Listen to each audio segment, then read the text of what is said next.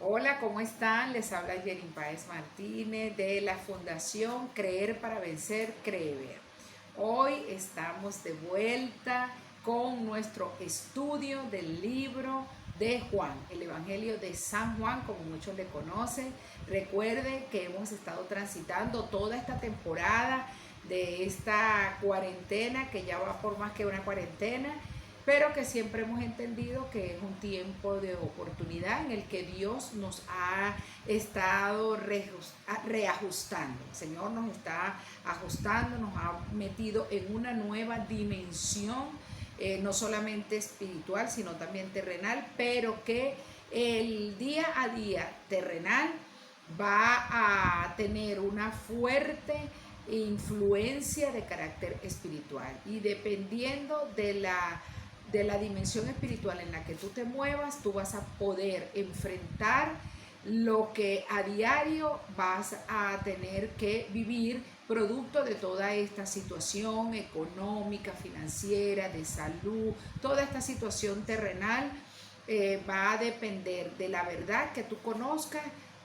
para poder enfrentar lo que día a día vamos a tener que ver. Yo hablaba en estos días con algunas personas y les he estado comentando que hay mucha información en las redes sociales. Recuerden que hemos entrado a la era de la comunicación, por eso es que usted tiene acceso a tantas cosas, pero lo más importante de todo esto es que tú puedas tener un fundamento de referencia que te sirva para tú poner en la balanza en qué considerar, qué creer y qué no creer. Y nuestros estudios de la palabra de Dios van a ser determinantes. ¿Sabes por qué?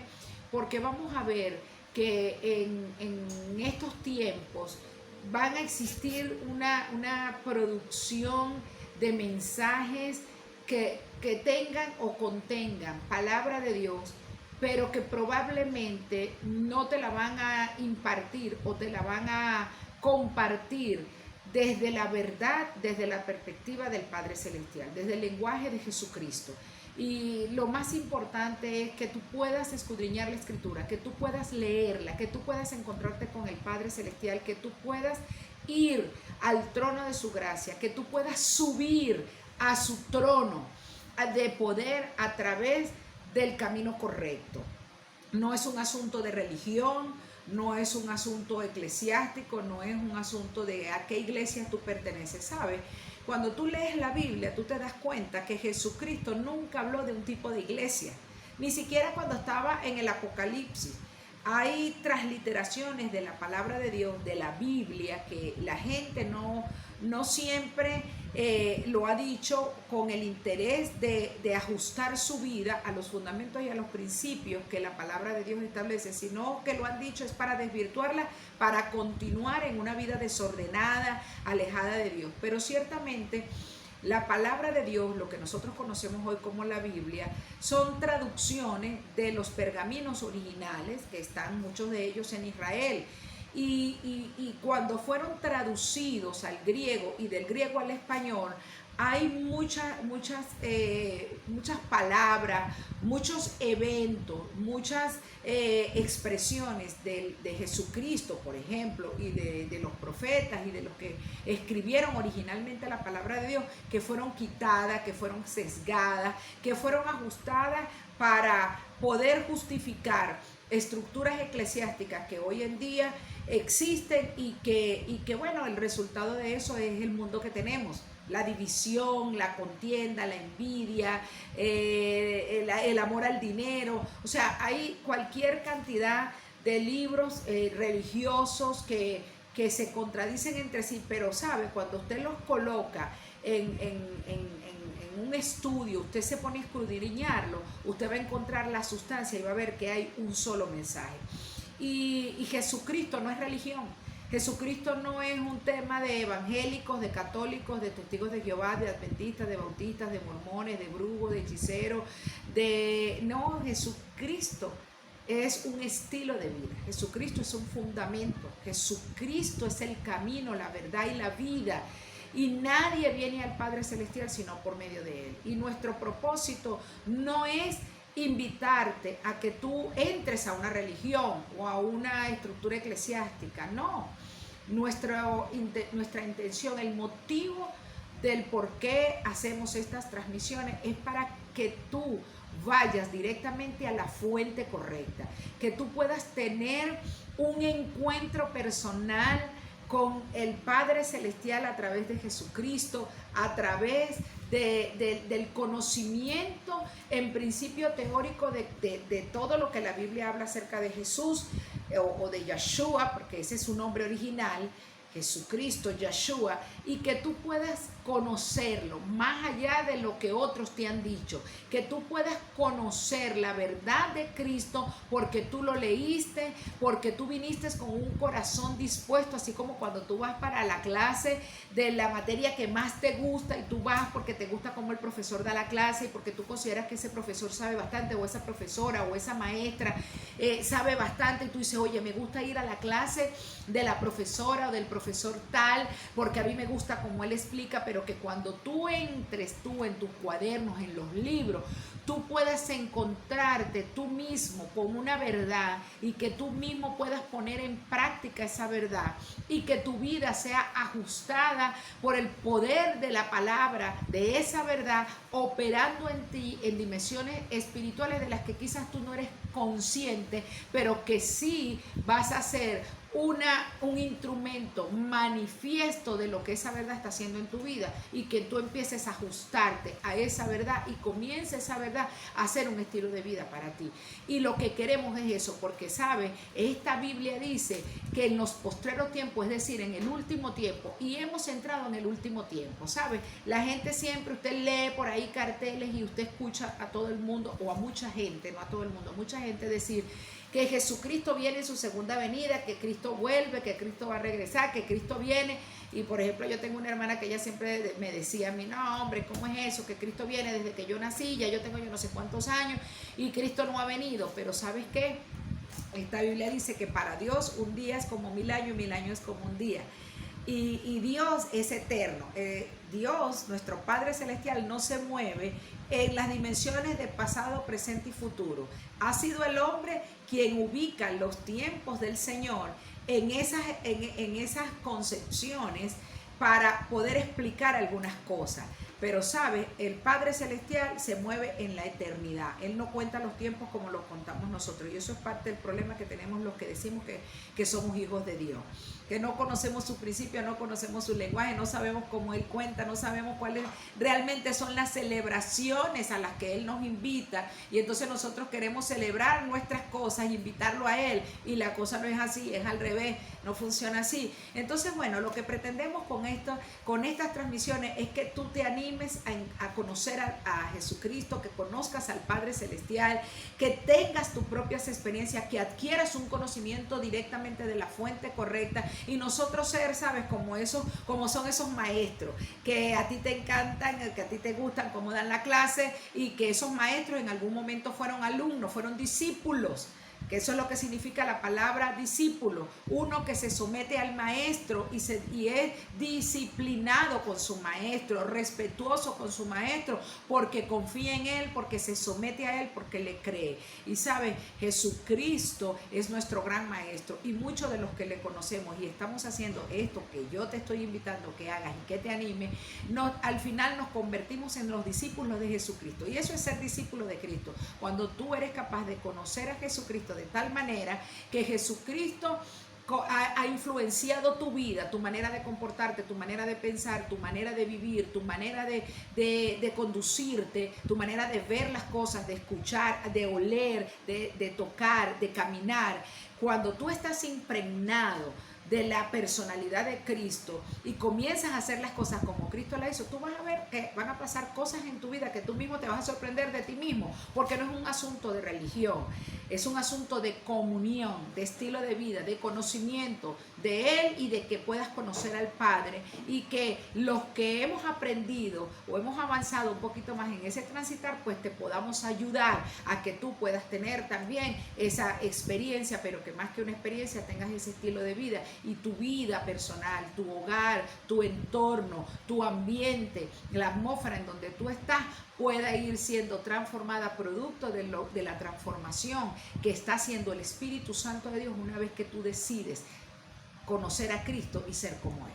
Así que bueno, hoy vamos a ver el capítulo 5 del Evangelio de San Juan. Hemos ido como un poco lento, pero la idea es que tú puedas leer el material, que tú lo vuelvas a retener, que tú lo vuelvas a revisar y que bueno, nos conectemos pero con intención, que seamos intencionales. Y la intención es que conozcas a Cristo, que conozcas el estilo de vida, de los principios, de la moral, de las buenas costumbres, del buen orden de la familia, más allá de una doctrina religiosa. Es que tú puedas ser impactado por el mensaje de Jesucristo y tomes decisiones a favor de que las cosas sean diferentes, de que empieces a hacer las cosas de manera diferente porque entendiste, porque comprendiste, ¿y de dónde viene ese entendimiento y esa comprensión?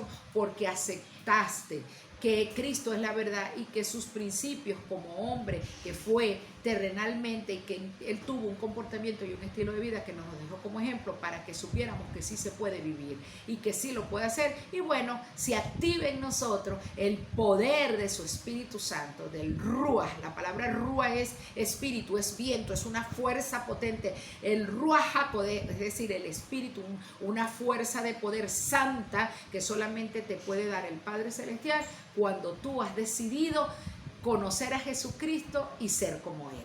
Ese poder, solamente tenemos acceso a ese poder y a esa dimensión de verdad los que hemos determinado conocer a Jesucristo y ser como Cristo. Así que bueno, mira lo que dice el capítulo 5. Dice, y después de estas cosas, ¿saben? Las cosas que hemos estado leyendo desde el capítulo 1 hasta este momento, el último evento que conocimos de lo que Cristo hizo fue lo que salvó a la hija, al hijo del oficial.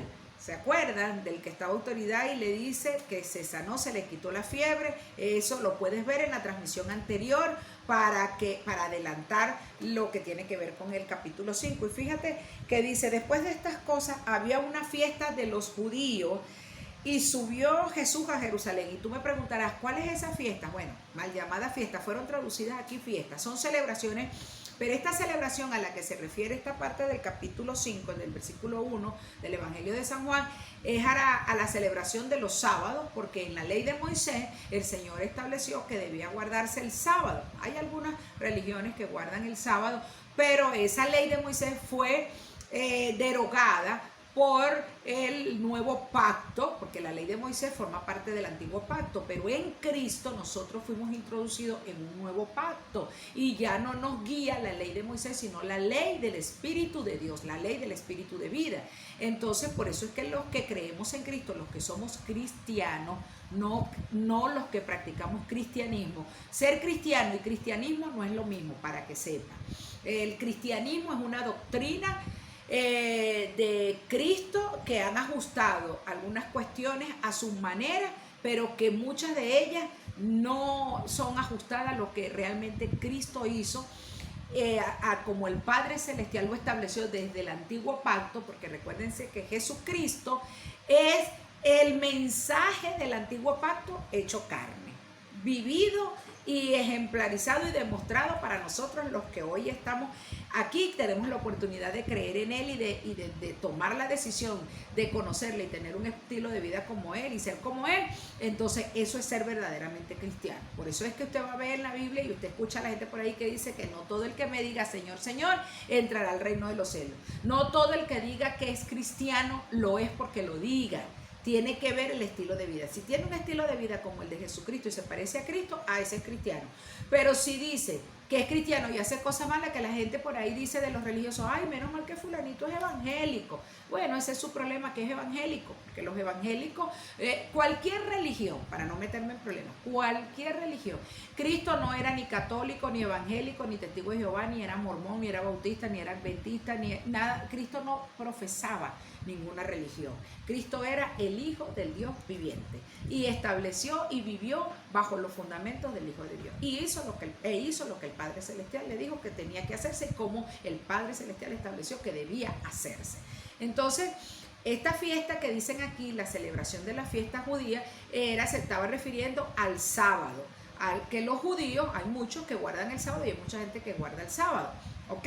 A esa fiesta era que se refería cuando dicen, después de estas cosas había una fiesta de los judíos y subió Jesús a Jerusalén. Hay muchas palabras aquí en la Biblia, depende de la versión que usted lea, pero por ejemplo la versión Reina y Valera, que es la que más conocemos, es la que más se usa, habla de fiestas judías, pero realmente el Señor, hay estas fiestas como la del sábado, ciertamente son judías, hay fiestas que los judíos celebran, pero que Cristo no las celebró, porque Cristo, les repito, nos libró de la ley de Moisés y nos estableció una nueva ley, que es la ley del amor al Padre, con toda nuestra fuerza, con todo nuestro corazón, con todo nuestro ser, con toda nuestra mente, y el amar a nuestro prójimo como a nosotros mismos. Esa es la verdadera ley, y contra esa ley y contra eso no hay ley, dice esta Biblia. Entonces, bueno, después vamos a profundizar sobre eso.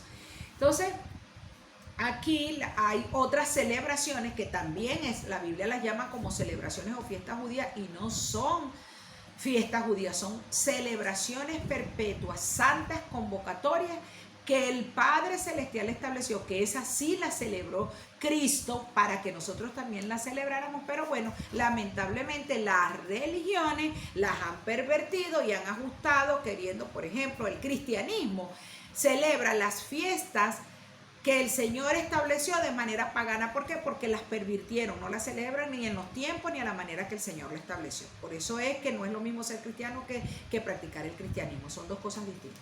Entonces, ok, fíjate, aquí dice, después de estas cosas había una fiesta de los judíos y subió Jesús a Jerusalén. Y ahí en Jerusalén, cerca de la puerta de las ovejas, que era una puerta, que era la puerta del templo por donde metían las ovejas para celebrar sacrificios según la ley de Moisés, había un estanque llamado en hebreo Betesda, el cual tiene 5 pórticos. En esto yacía una multitud de enfermos. A esa puerta de las ovejas iban un montón de enfermos en esa fiesta, en la celebración de esa fiesta del sábado. Y ahí habían ciegos, cojos, paralíticos que esperaban el movimiento de las aguas, porque un ángel, según este relato, descendía de tiempo en tiempo al estanque y agitaba el agua. Y el que primero descendía al estanque, después del movimiento de las aguas, quedaba sano de cualquier enfermedad que tuviese. Es decir, que en esa fiesta del sábado la gente iba a ese estanque, y entonces cuando esperaba que las aguas de ese estanque se movieran, que según era movida por un ángel, y la palabra de Dios habla de ángeles, de la operación de los ángeles ayudadores, administradores, ángeles de luz, ángeles guerreros. Eso es real en el mundo espiritual. Están los ángeles de Dios y están también los ángeles caídos, que no trabajan para Dios, sino para las tinieblas. Entonces, por eso es que es importante ser hijo, más que religioso. Entonces, y conocer la palabra de Dios para poder conocer quién es quién y cómo opera uno y cómo opera el otro, cómo se maneja. Entonces, en esa puerta de las ovejas, los sábados llevaban a los enfermos, a los paralíticos, a que cuando el ángel apareciera y movieran las aguas, pues el que llegara primero a ese estanque, era sano. Entonces había allí un hombre que tenía 38 años, que estaba enfermo. Cuando Jesús lo vio acostado y supo que ya llevaba mucho tiempo ahí, le dijo, ¿quieres ser sano? Oye, qué pregunta, ¿verdad? Pudiéramos decir nosotros, wow, pero estaba ahí en el pórtico junto con todos los enfermos, en una camilla, no podía caminar, y viene a Jesucristo a preguntarle que si quería ser sano. Uno pudiera decir, oye, obvio, ¿cómo Cristo le va a preguntar a ese hombre paralítico que estaba ahí en esa camilla que si quería ser sano? Pero por algo Cristo se lo preguntó. ¿Se acuerdan que en Juan 2 vimos que Cristo conocía el corazón de los hombres? Cristo conoce el corazón de nosotros. Y el Espíritu de Dios conoce nuestro corazón. Y nosotros no podemos engañar a Cristo ni a su Espíritu Santo. Por eso es que es tan importante conocerlo, para que ese Espíritu Santo a nosotros también nos enseñe a discernir quién es quién. Entonces, bueno, Jesús le preguntó a este hombre que llevaba 38 años. ¿Tú sabes lo que es un hombre acostado 38 años yendo todos los sábados para ese estanque? Y le dice, ¿quieres ser sano? Y le respondió el enfermo, no tengo quien me meta en el estanque cuando se agita el agua, y entre tanto que yo voy, otros descienden y llegan primero que yo. Jesús le dijo, levántate, toma tu lecho y anda. Y al instante aquel hombre fue sanado y tomó su lecho y anduvo, y era día de reposo. Eso era lo que se refiere en la primera parte del versículo, en el versículo 1 de este capítulo. Entonces los judíos, que eran esos religiosos, que, bueno, practican la ley, la letra de la ley, pero para juzgar a otros, para perseguir, andan como que es cazando a ver quién es el que no cumple la ley, para echarle el guante o señalarlo. Bueno, así son los fariseos. Mira lo que dice. Entonces los judíos dijeron a aquel que había sido sanado, al hombre que estaba en la camilla, que Jesús le dijo, toma tu lecho y anda. Entonces le vieron al tipo y tú sabes qué le dijeron, es día de reposo, no te es lícito llevar tu lecho. En vez de alegrarse y contentarse porque el hombre estaba caminando después de 38 años, está en esa camilla. Ah, no, ¿sabes qué fue lo que primero le sacaron? La ley, el juicio. Y le dijeron, ¿qué haces tú caminando cargando esa camilla si hoy es día de reposo? No puedes cargar esa camilla. Entonces él le respondió, el que me sanó, él mismo me dijo, toma tu lecho y anda. O sea, mira cómo vemos ahí la condición del hombre cuando se separa de Dios. Lo que yo llamo la maldición adánica de Adán. Cuando el Señor le preguntó a Adán, Adán, ¿dónde estás? Que se escondió, ¿saben? El Génesis. Y entonces le dice, Señor, es que no quiero que me vea desnudo. Y el Señor le dice, y Adán, ¿cómo sabes tú que estás desnudo? Ah, bueno, el Señor no era que no sabía, que ya Adán había pecado, había roto la regla de comer el árbol del conocimiento del bien y del mal, porque no es que el árbol era la manzana, como muchas veces se nos ha dicho. El pecado de Adán fue haber conocido del árbol del conocimiento del bien y del mal, porque él no tenía necesidad de eso, porque él era como Dios, él hablaba con Dios y tenía la dimensión espiritual solita para él, y bueno, eso es otro asunto que más adelante quizás hablaremos más de eso. Bueno, así está el del paralítico de Betesda, diciéndole, bueno, el que me sanó fue el que me dijo, yo no tengo la culpa de andar caminando hoy día sábado, el que me sanó me dijo que tomara mi lecho y que anduviese, por eso es que yo ando caminando con esto, pues estoy caminando. Entonces le preguntaron, ¿quién es el que te dijo, toma tu lecho y anda? Y el que había sido sanado no sabía quién fue, porque Jesucristo se había apartado de la gente que estaba en aquel lugar. Después Jesucristo se lo encontró en el templo, en la sinagoga, y le dice Jesucristo al que sanó, al que estaba ahí acostado en esa camilla durante 38 años, mira, has sido sanado, no peques más para que no te venga alguna cosa peor. Y entonces, ¿sabes qué hizo este hombre? Porque Jesús le dijo esto. Mira lo que hizo. El hombre se fue y le dijo a los que perseguían a Jesús, los que andaban buscando a Jesucristo para meterlo preso, les dio aviso a los judíos que Jesús era el que lo había sanado. Y por esta causa los judíos perseguían a Jesucristo y procuraban matarle porque hacía estas cosas en el día de reposo. Y a veces nosotros nos preguntamos, ¿y qué importancia tendrá eso en la Biblia? Aquí lo importante no es solamente el hecho de que Jesucristo lo sanó, lo perdonó primero y lo sanó para que fuera sano. Porque cuando él le preguntó a ese paralítico de Betesda si quería ser sano, el paralítico de Betesda no le dijo que quería ser sano.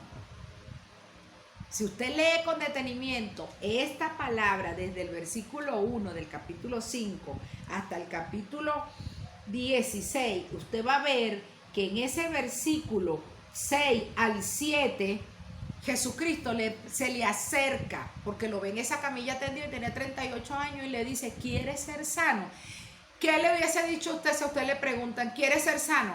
Usted lo primero que dice, claro, sí, pero este no le dijo que sí. Le empezó a dar excusas y argumentos. No, lo que pasa es que yo tengo 38 años aquí y resulta que ahí cada vez que yo llego allá, aquellos me ganan porque es que yo no puedo caminar, me dejan solo y yo no llego allá y tal. ¿Tú sabes cómo se llama eso? Argumento, justificación, manipulación, porque la verdad verdadera era que el paralítico de Betesda, su pecado era que él usaba su condición para manipular a la gente, y la verdad era que no quería ser sano. Y cuando Cristo se lo encuentra en el templo, le dice, mira que te han sido perdonados los pecados. Y él va y acusa a Jesús con los fariseos, porque él sabía que Cristo sabía lo que había en su corazón, que él era un manipulador, que él era un engañador, que él utilizaba su situación y su condición porque era un estilo de vida para él vivir y él aprovecharse de los demás, y para él que los demás le hicieran todo, y ese era su pecado. ¿Ves?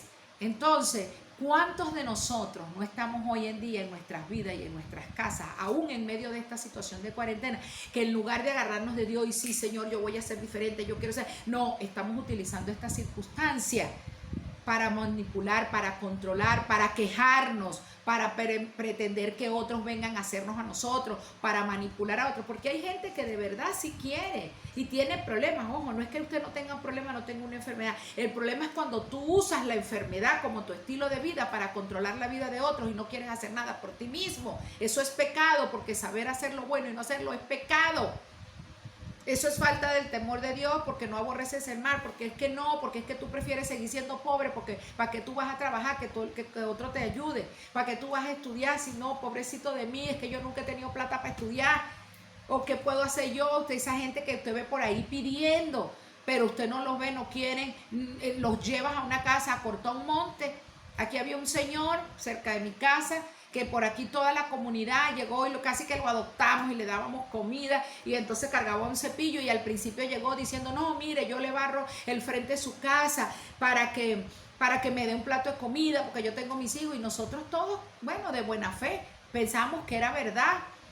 Y el primera vez que barrió bien, pero la segunda vez, ya después que ganó la confianza, venía con un saco y todos los de la comunidad, porque yo vivo en una comunidad bien benevolente y hermosa, y entonces le daba al señor, y entonces el señor llegó y más nunca trajo el cepillo.